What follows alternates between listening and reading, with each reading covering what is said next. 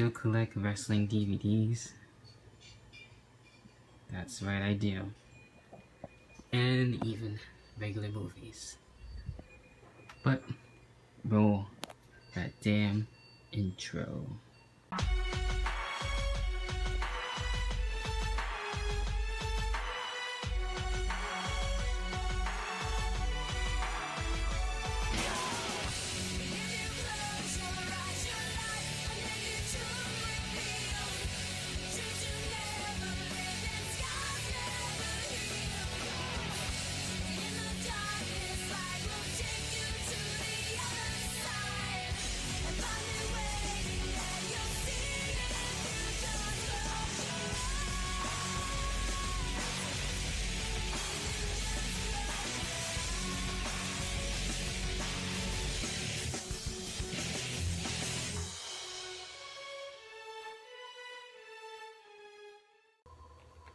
Alright, so got the stack of DVDs on which ones that I'll be talking about. Not in any really particular order, just gonna really start from the bottom and work my way up. You probably already can tell by if you pause the video or whatever, but yeah, I think it's a really cool list and just my opinion, so we'll roll with it. And getting on with first on the list, which I think was a really cool Royal Rumble for 2016. And who would have thought that AJ Styles would have actually finally showed up in WWE, fresh out of his Impact Wrestling, aka TNA at the time contract, and he was able to show up in the Royal Rumble match and the championship. Very rare that the WWE Championship would be on the line, and Triple H actually ended up winning that, as you can see from the cover as well. And where we had Dean Ambrose and Kevin Owens, I believe, for the Intercontinental Championship. Kalisto was US Champion at the time. We had the likes of Becky and Charlotte and stuff there as well. So, really cool stuff. Definitely added to one of my favorite pay-per-views of the decade. Then, a pay-per-view that I haven't really seen on anyone's list. I could be wrong, and I have to go back and look out on that. You guys can correct me on it, but since I am a huge fan of the women and everything, so I've been wanting to see another one of these pay-per-views. You could probably already tell where I'm going with this. Evolution, that's right. And they don't have to go at it where it's the first ever this, that, or the other. Just let them go.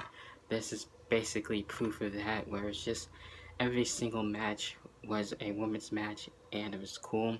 I would have loved to gone there. It was in Long Island at the time, and basically I grew up there a little bit and more upstate New York, but that's where I was born in Long Island, so it would have been cool to actually been to this pay-per-view. So it was cool actually having Trish and Lita there, Mickey and all that stuff, and where we had Ronda Rousey dealing with the Bella twins and stuff like that, in terms of Nikki Bella and stuff. So Evolution, hopefully we'll get part 2. We didn't get it this year, maybe next year, who knows. So that's on the list.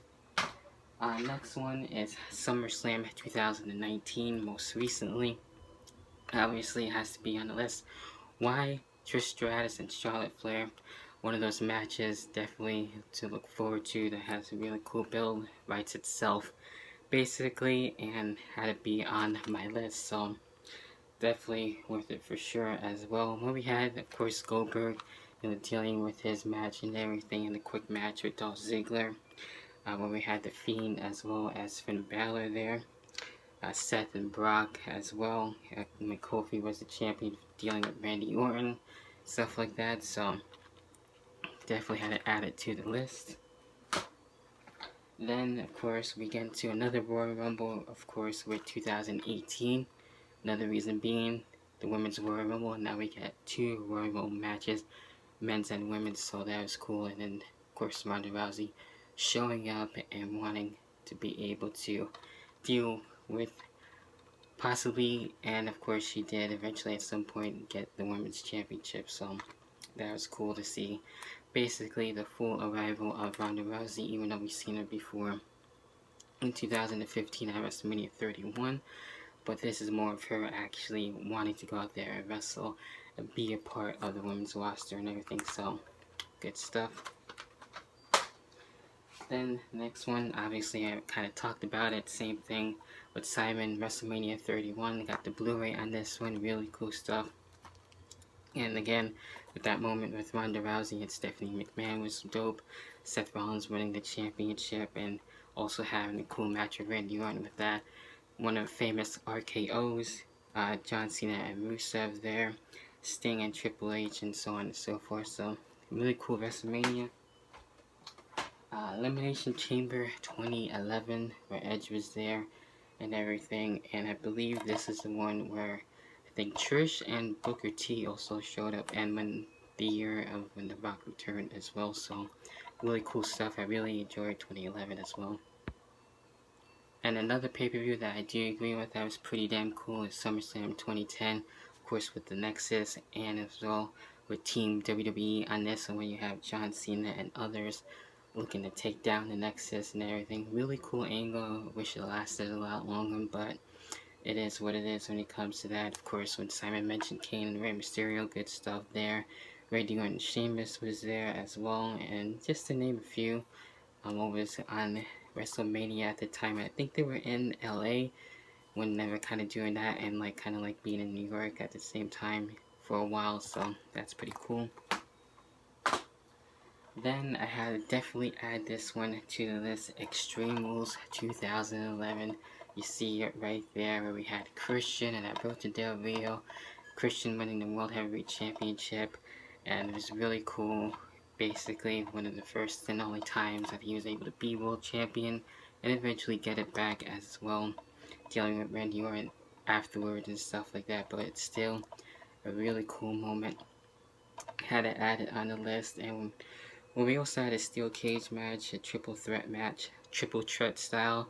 John Cena, The Miz, and John Morrison was there. John Morrison actually looking to return at some point, so really curious of what Bernie's going to show up. And where we had Randy Orton and CM Punk last man standing, so Extreme Rules 2011. Then we get into the final two. Kind of hard to really say which one I have as my number one, but I think for most professional wrestling fans, it's definitely on the list any day, and that is Money in the Bank 2011. Obviously, speaks for itself. Again, Randy Orton and Christian. Kind of remember me and Simon having that feud of our own, basically. So, that was fun since I was a Christian fan, still am, and he was a Randy Orton fan. Pretty sure still is till this day. John Cena and CM Punk, basically with the whole Summer Punk and everything, when he was looking to leave once his contract expired and all that stuff, but the rest was history. So it really, again, 2011 was a pretty damn cool year, so definitely for sure. And the last one, it's debatable between that one and this one for me, at least anyway, because I had brother Chris here, we were watching it and everything, and it was really cool. Literally a roller coaster ride of emotions in WrestleMania 33. Really cool stuff. And in 2017, where we had Roman Reigns and Undertaker, where we thought it was going to be the end of the Undertaker, but it ended up being that way. Where we had the return of the Hardy Boys on this one. That was really cool. So that was one of the favorite moments there, obviously, of course. And just to name a few of what we had on the whole WrestleMania 33 card and everything, so definitely highly recommend it. And maybe this will make the thumbnail with the list of DVDs.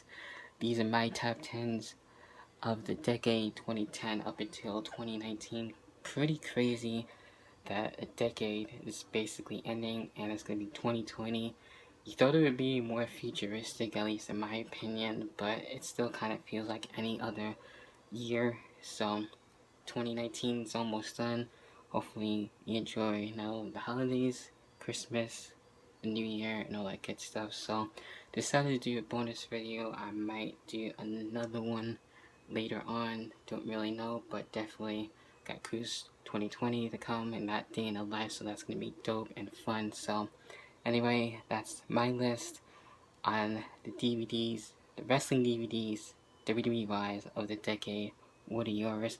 Leave it in the comments. And until then, I'll catch you guys in the next video, whatever the hell the next video might be. Be sure to leave a like, subscribe, and hit that notification bell.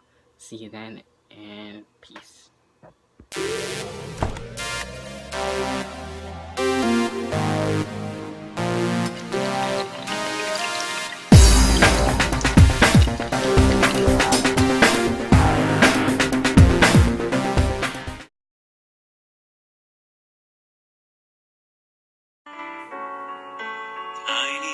hearts with her eyes all aglow will find it hard to sleep tonight. They know that Santa's on his way. He's loaded lots of toys and goodies